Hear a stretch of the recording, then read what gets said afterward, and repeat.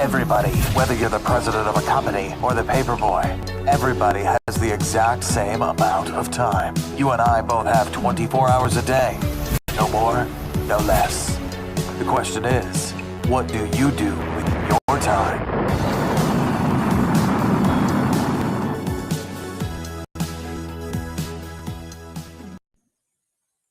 Welcome to ZBook's Successful Authors Podcast. And today I have with me, I'm so excited because this person is making a difference, a young entrepreneur and a young woman entrepreneur.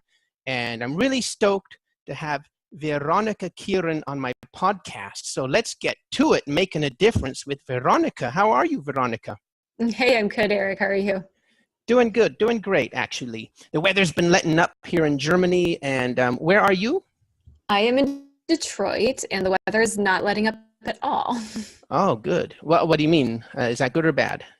It's bad. Great Lakes get you some cold wind down there, don't they? Mm-hmm. Yep. Yeah, that's it. So I respect your time. So at any moment, you may interrupt and say, hey, I got 5 minutes, okay? Or last 5 minutes, Eric. Okay. Okay, so I discovered you through many videos and my good buddy Gregory Deal. And once I saw your video, I said, boom, I got to do an interview because you did this amazing thing. And you know what? Why don't you just talk about it? You interviewed, why did you want to interview the elders? Yeah, so I wanted to talk to our oldest living citizens about technology because I can tell it's changing everything.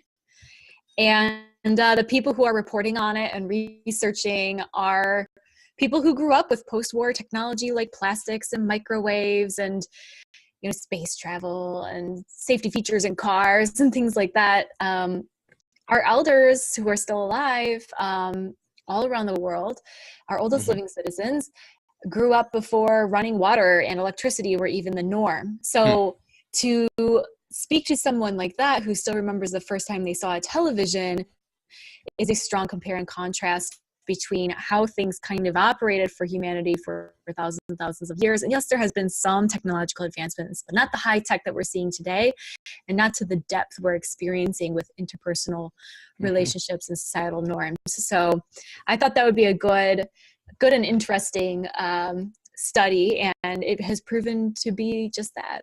Interesting. So tell us about this mix. You're coming from the anthropology angle and you're an entrepreneur. How does that work? Exactly. It works. Definitely didn't set out with a plan by any means, but I got my degree in anthropology and thought I would be an applied anthropologist, which technically I am with this book. But in the meantime, one thing led to another, and I started a business, and I started another business, then I started another business, and it just kept going from there. So I'm on my sixth business right now. Wow. Actually. So I have to interrupt you. Have you been selling businesses for multi-zillion dollars? I'm not at liberty to say how much I have sold my businesses for, but I have sold businesses. Okay, I'm sorry. We have to go off on this tangent. What is your process? How do you start a business and run it or sell it? Or what is your process? So I actually specialize in scaling businesses, and that's what I do with my clients now. I'm on a hiatus from starting things and helping other entrepreneurs start them as a coach. And I specialize in scaling partly because it is the only way in order to be able to sell a business, but it's also the only way to gain the freedom that we all desired when we started businesses in the first place.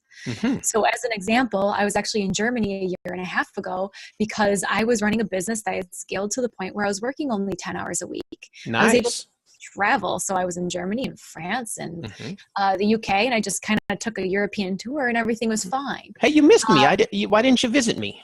I'm sorry. Can we reschedule that? Okay. Yeah. We can reschedule. Just let me know. We'll get that. Okay.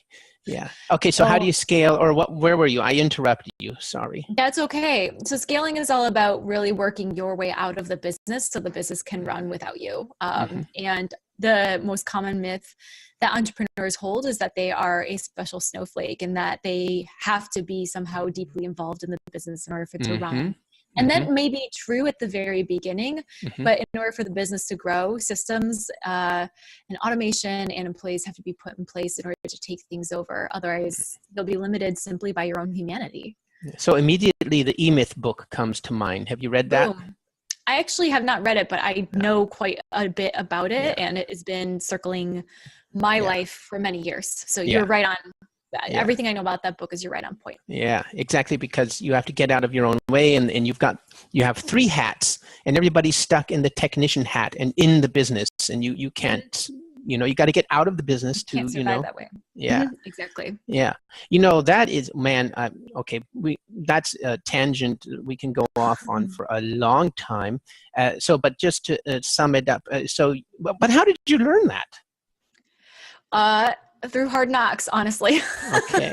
Well, okay. We're going to have to make another termine for that, because I've been looking for somebody to help me with my business. So. Oh, there you go. Yeah. All right. Let's get back to the elders. Sorry about that. Yeah. This is a perfect segue, because if I hadn't had a skilled business, I wouldn't have been able to travel for 6 weeks across America to interview these people. Yeah. Yeah. Perfect. So, how many states did you hit? 40. And how many interviews? 100. Nice. Yeah, I'm going through your website and stuff and seeing your videos. So what was the biggest thing you learned from our elders? So I don't like to draw strong conclusions, because this is up to everybody. Everyone has different possible lessons from this book and from what I've researched. But personally, I feel that I have a much better perspective of how I fit into history, because I have more life inside my brain than I have lived myself. And so to understand how I fit into history myself, and how to use technology much more intentionally so that it doesn't sweep me away and I don't lose the beauty of life, the humanity in life, I feel like I'm much more rooted and grounded, and we're able to build true, long-lasting connections, run my business better, and generally be healthier and happier. Cool. That is pretty cool. So, what was one of the most interesting stories you had from the road or from the elders?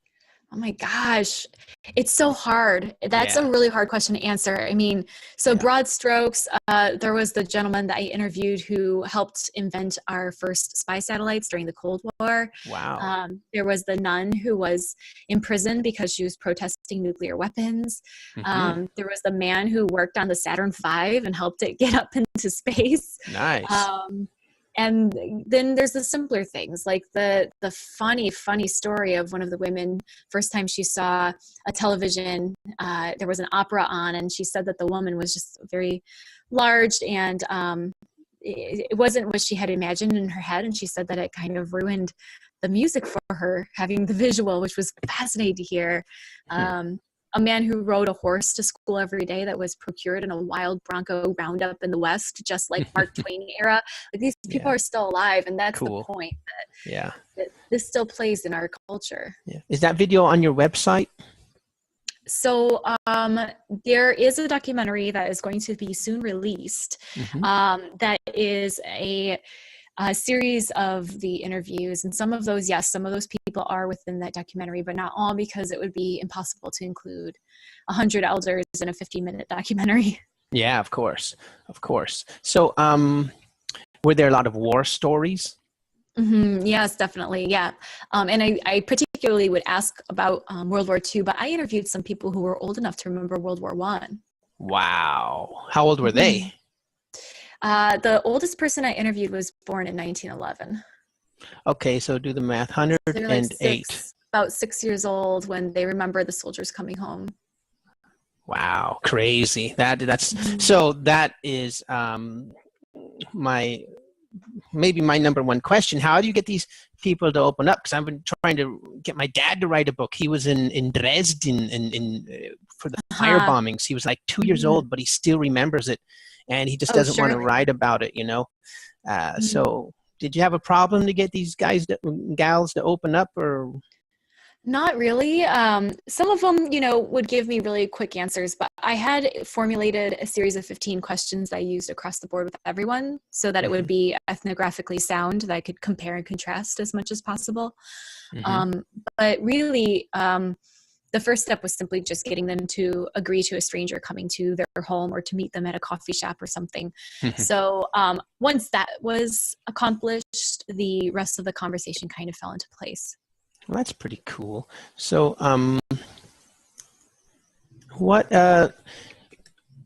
so I think I saw on your website or on your video that they're actually much better at technology than we are. I like to say so. Yeah, can you expound on that? Yeah, definitely. So they're more intentional. They're just more intentional with technology than we are. So because they lived so long without the high tech, instead of just simply wholesale adopting it like we do, younger generations do, they sit back and they say, do I want this? How will it affect my life? Unfortunately, I'm sure you've seen this. When somebody says, I don't want to learn how to text message, a lot of young people tend to translate that into, I can't text message, when in fact they're literally saying, I don't want to learn. I don't want it in my life. And they're making an intentional choice. And I think it's that intentionality that makes the difference between young generations and old generations. Interesting indeed. So this is the anthropologist in you coming out. So yeah, totally.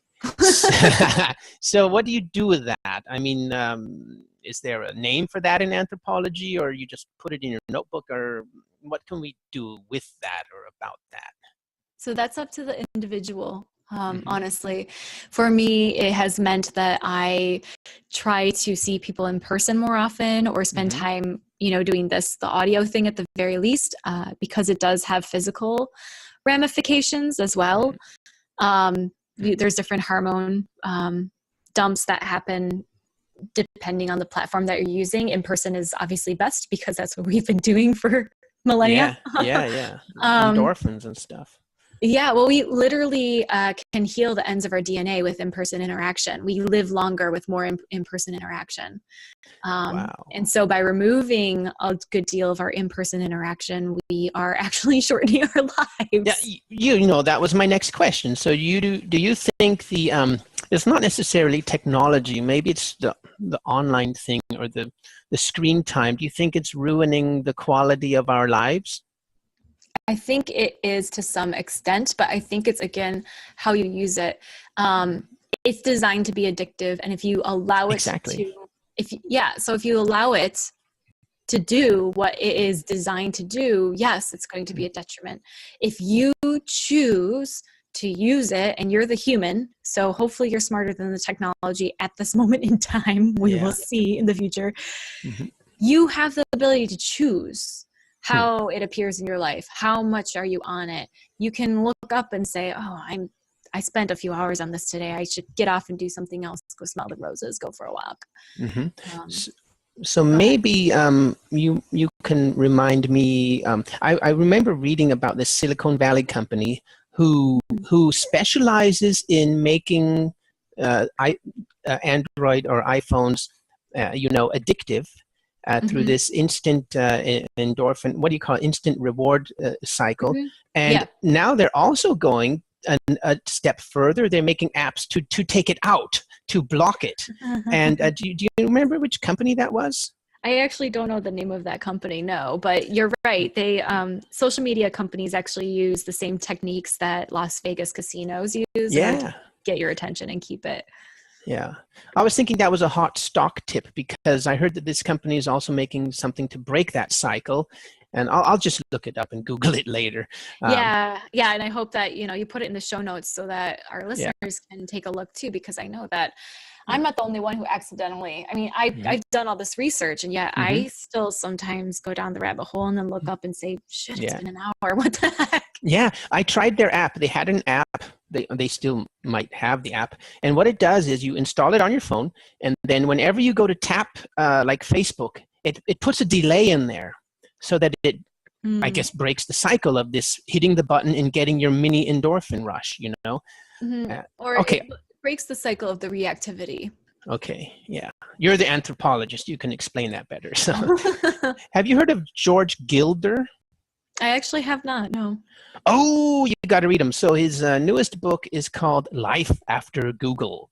So let me tell you about this. It's the same topic. I mean, he's been around. I think he's 80. He's either 70 or 80.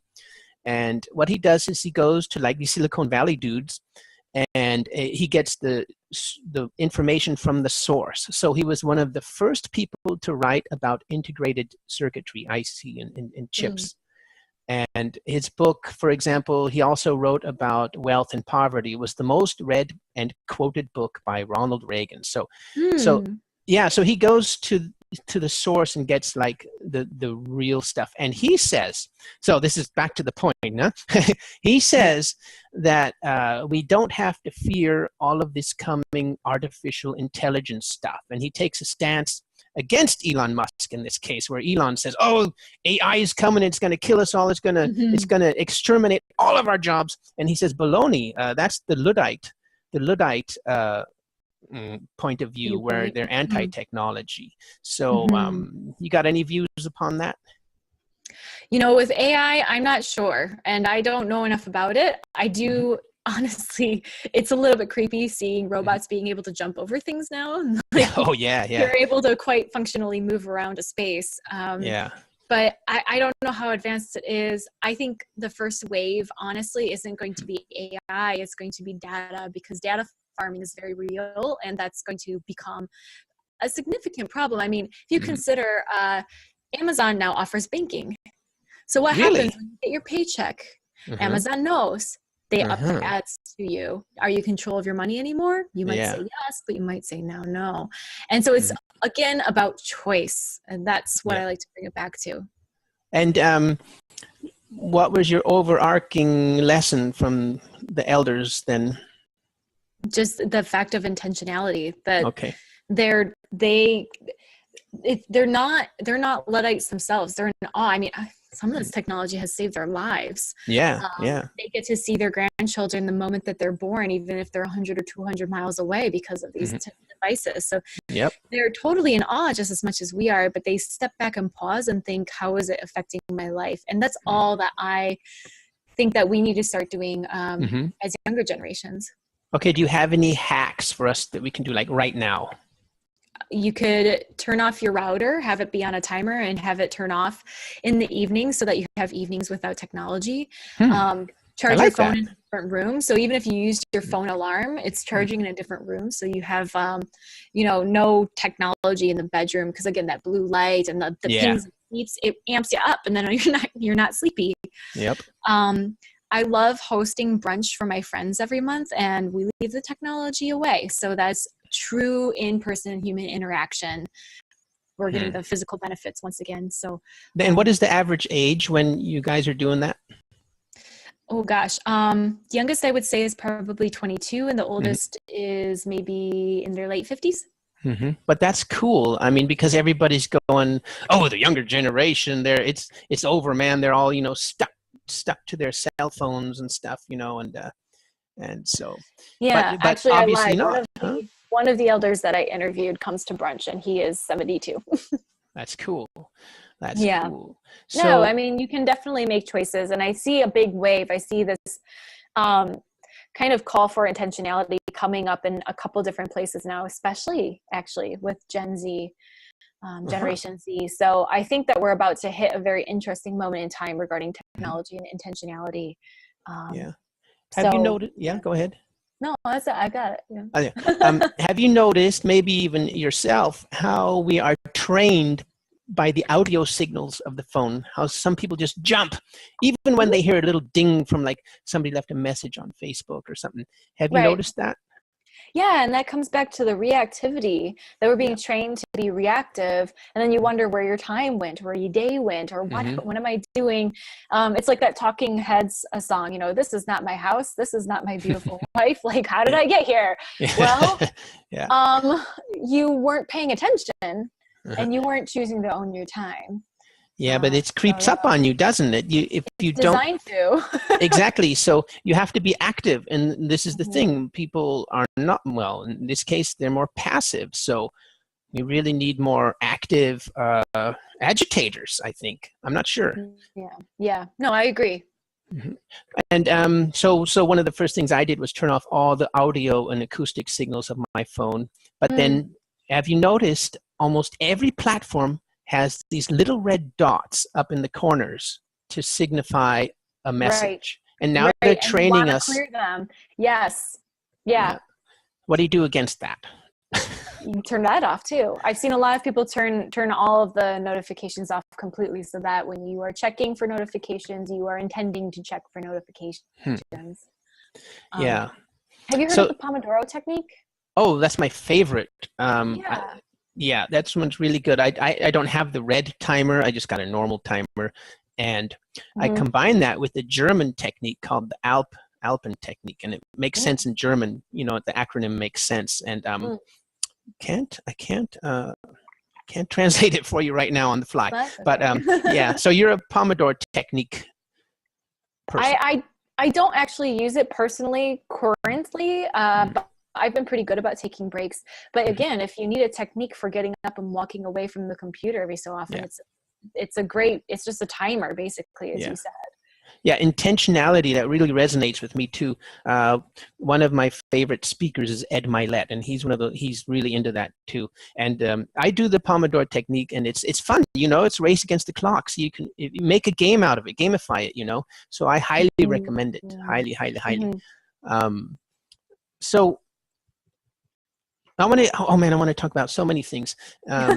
First, but you also. You made a book, right? This is a book podcast. So yeah. Remember?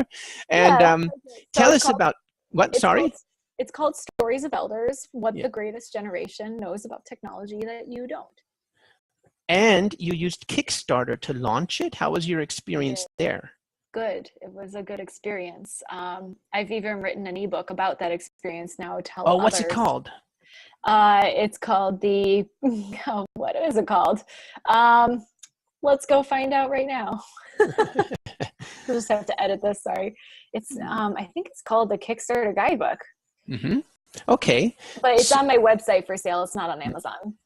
That's cool. You probably make more money on your website. You can't charge $40 for a PDF on Amazon, you know. So right, and I actually don't charge $40. It's $5 on my website. But, that's cool. It's a deep dive into making sure that your Kickstarter is a success, because 2/3 of Kickstarters fail, mainly because people just don't realize what goes into it.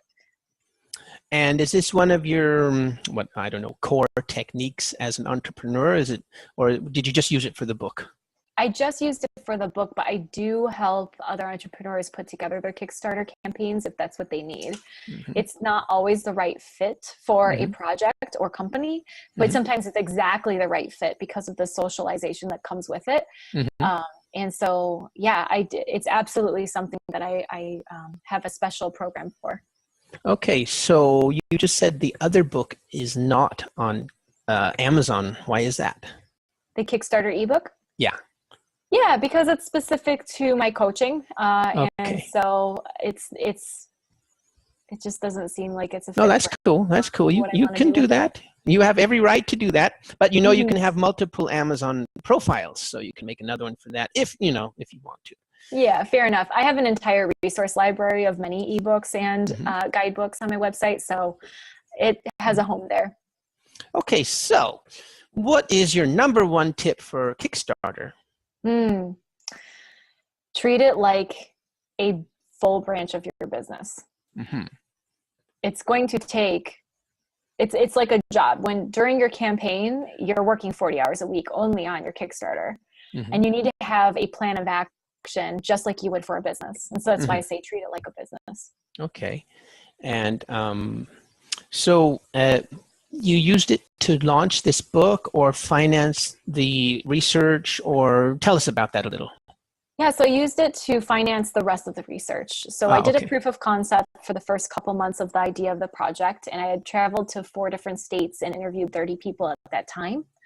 So the Kickstarter funding was to go for a wider reach and get a true American narrative because of the travel. And I wouldn't have been able to fund it on my own.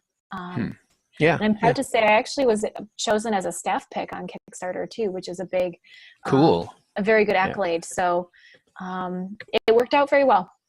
So you don't have to answer this next question, but I just thought of it. What was your most favorite state and your most least favorite state? Ooh. I don't know that I could say that. Well, okay. Okay. I hate driving across Texas. I have done it more times than I can count, and I hate it because the state is so big. Yeah. And it doesn't change a whole lot on landscape, and so it's just it takes 2 days to drive across, and it's just very annoying. Yeah, I was there. Yeah. I stopped at the Olympic rainforest once I got up towards Portland, and that was beautiful. So it's one of the only northern rainforests. It's definitely the only northern rainforest on North America, and so to see redwood trees combined with moss and that humidity, but also a chill in the air because it was November. Oh my God, it was so beautiful. Yeah, isn't it crazy? It's inspiring. I used to have relatives there, and when I was there in Oregon the first time, I was like, what the heck is this? I've never seen such a deep jungle. You know, I thought that was just in the movies, like the Amazon or something. So cool. Yeah, but like it's just like the Amazon, but yet so different because it's it was so cool. It's really cool. Yeah, I love them redwood trees too. Those are my favorite for sure. So I've never been as far east as Texas, so I shouldn't pass judgment. But the West Coast is obviously my favorite. So yeah, okay. I mean, I lived in California for 2 years, so I do have some bias there. Yeah. Oh, yeah. So, although on a tangent there, California is supposedly not very business friendly. They have one of the only states that has a business tax. So if you want to start a business, you got to pay them every year just for owning a business, you know? So anyway. Yeah. I don't know. I mean, I pay taxes to my city, my state, and my federal government anyway. So like, how much would it be? Well, okay, different topic. We'll save that for another day. Save that for a lawyer, maybe. Yeah. Okay. So, what's your number one tip for authors? So the one that everyone likes to say is just start writing. But actually, what I have found is that the adage that we all were annoyed about when we were in school, they would say, make an outline before you start your paper. And usually would say, that's bullshit. I'm just writing the paper, and you just write the paper. It actually really matters to have your outline, to have the chapters sequenced to some extent when you're starting the book, whether it's nonfiction or fiction. It will make all the difference in the world. It changed everything for me. And I actually just, and I know you're going to ask about this anyway, so I'm just going to go right for it. Okay. I actually just wrote the outline for my second book yesterday. So cool. What's it called? I'm not telling. Okay. Well, the suspense cliffhanger. Yes, it is. Stay tuned later on this year. Very good. I like it.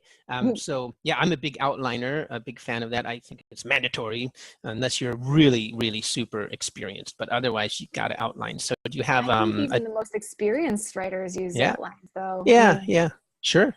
Yeah. But so do you have a template or I mean, you're mostly doing nonfiction now, so maybe it doesn't. I currently am doing nonfiction, although fiction definitely is the cornerstone of everything that I do. It's odd to me. I as a young person, I never imagined I would be writing nonfiction ever.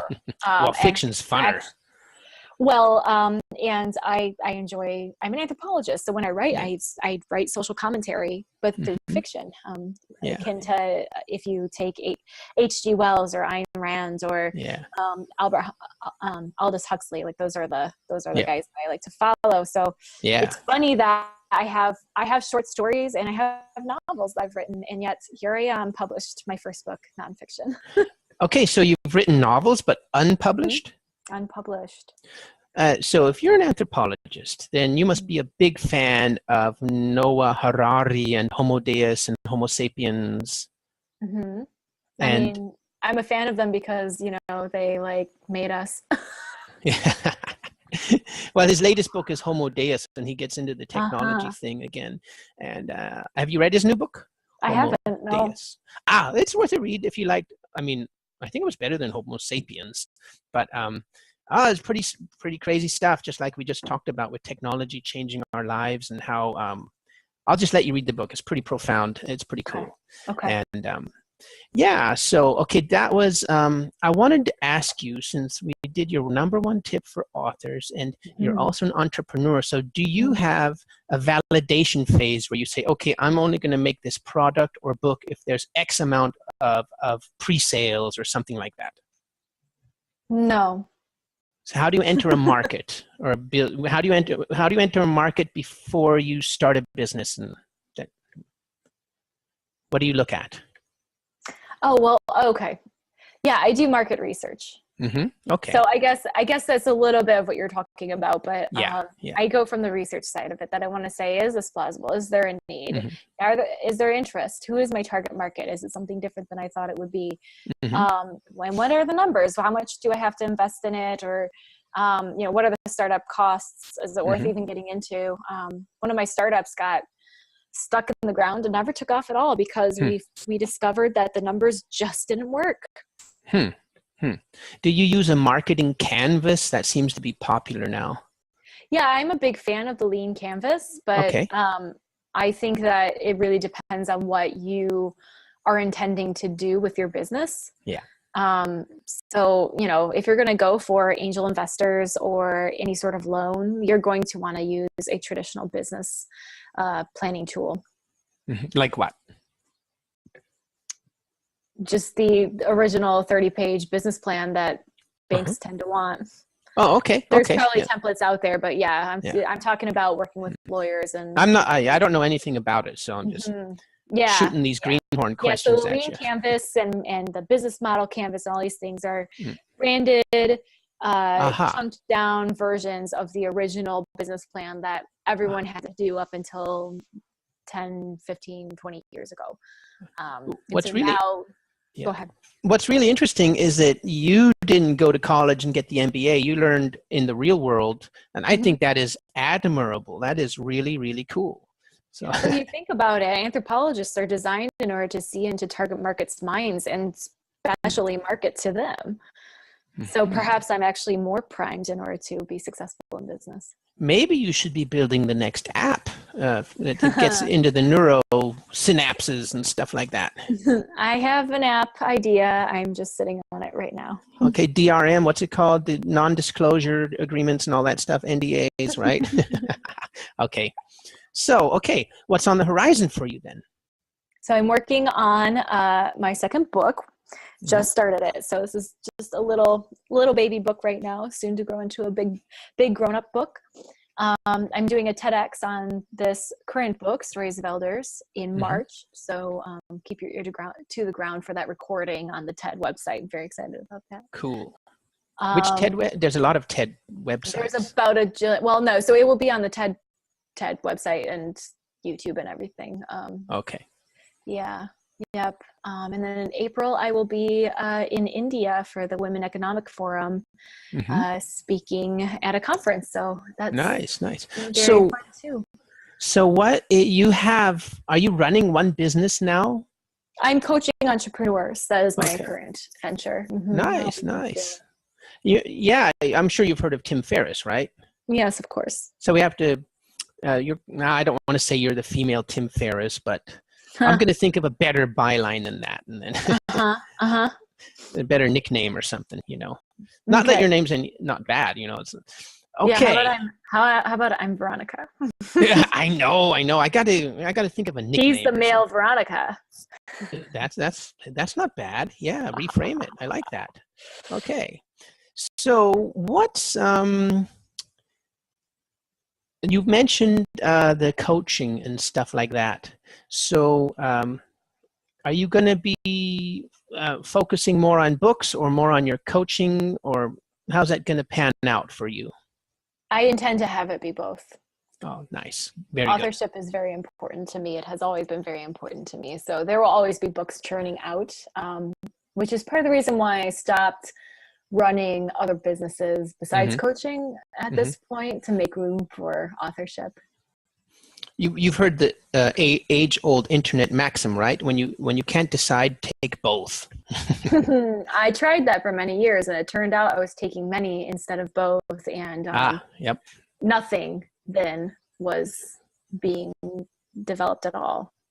Yeah. Have you heard of Buridan's donkey? No, I don't think so. It was one of those age-old Greek dudes. You know how smart they were, and he put a donkey right in between the food and the water. So the donkey kept looking in between the food and the water until he died. He couldn't make up his mind. All he had to do was make up his mind and go to one and then the other, So I actually think it's silly that the donkey died, though, because you typically feel thirst or hunger, but not both at the same time. So it's really listening to what's the stronger urge. And that's what I'm doing right now. The stronger urge for me is to be coaching other entrepreneurs to make room for authorship. And someday I will absolutely return to the startups and apps that I have banging around in my head. Cool. Okay, so what's the one thing you want to leave the world with?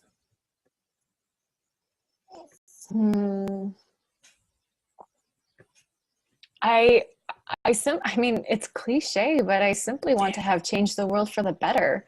And the way that I intend to do that is to hopefully draw people to thinking about what does everything really mean, so that they don't get caught up in a lot of the BS that sticks us in a place that isn't healthy or isn't what we wanted, and lose sight of the fact that we live one life that we know of. So this is it. So if I can nudge people in that direction and have them living fuller lives, which means life is better for everyone as a result, because they're happier and thus you get the butterfly effect, then I think that's a good life, and I will feel like I have lived well. Cool. I like that. Thank you. You're welcome. So where can we reach you online? Gosh, so you can find me on my website, VERONICAKIRIN.com, or you can find my book's website, StoriesOfElders.com, which has the podcast of the book as well there. Otherwise, anywhere on social media, I am at VM, as in Marie, Kirin, and especially in my Facebook group, the Audacious Entrepreneurs Sandbox. Cool. How do we get to that? Facebook is facebook.com/groups/audacious entrepreneurs. Audacious is open to everyone? Yep. You just go ahead and say join group, and I'll say you're in. Awesomeness. So who is you were talking about helping entrepreneurs. So who is your target audience? Beginners or midstream? It's honestly people who have really, really, really big dreams. I call them audacious entrepreneurs because they think bigger than themselves, and they believe their impact is going to be bigger than themselves. I like to say that they're building an empire, but typically it's building an empire to change the world for the better. I won't work with anybody who's building a conquering empire. That's not what I want to be in business doing. And so that's why, if you feel like if you are just starting out, then just join the Facebook group Audacious Entrepreneur Sandbox. That's a great place to start mingling and building your community, because nothing can be done in a silo. And there's workshops in there. There's definitely a strong community. I'm going to do that. I love working with entrepreneurs who have started but are either getting stuck, or they want to pivot, or they want to make it explode in growth. Awesome. It's so funny that you said empire, because that's what I used to say in my, my seminars and stuff when I went. What is your why? And I said, I want to build my empire. So, okay, I better adjust my message for your group. Huh? Yeah. Okay. Veronica, thank you so much. I'm inspired by your work. You're an inspiring person, and we have to do another podcast. Yeah, I think we just have to go ahead and veer off to the right-hand side there and talk about everything else. Oh, yeah. I mean, let's do it. Thank you once again, everybody that's listening to this. Go to her website. It's really inspiring. What can you tell us your website one more time? VeronicaKirin.com. Thank you very much. And I'll see you next time. All right.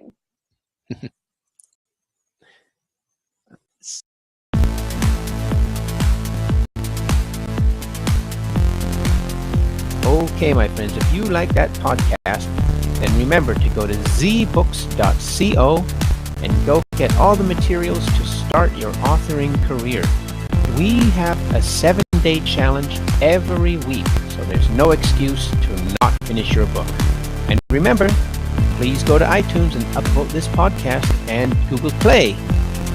Okay, I look forward to seeing you at the top.